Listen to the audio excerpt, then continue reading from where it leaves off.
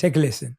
I still find till this day that breakups seem to be the hardest Yes. relationship transition that people tend to go through, maybe apart from grief or maybe even similar. And I'd love your thoughts on that. But because it is a kind of loss, I think, that people feel.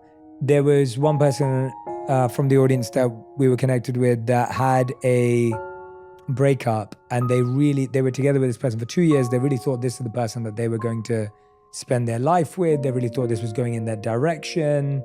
They felt that they actually had good compatibility. They were good at talking about things.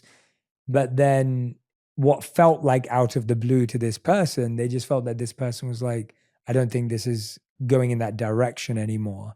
And then things withered away quickly. It's hard when you kind of, and this is probably what you get all the time. People don't feel a sense of closure. They don't really understand. The other person's not doing a good job explaining it and doesn't want to or doesn't have the time.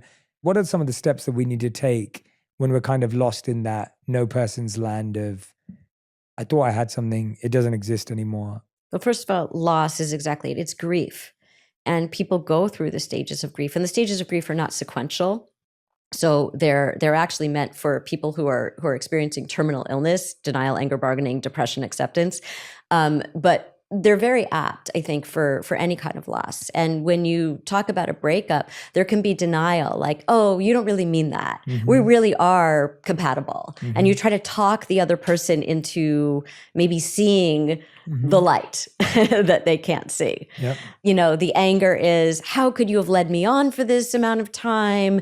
You're such a terrible person. You wasted all my time. You were lying to me this whole time, when the person wasn't. They probably truly, thought this was going somewhere.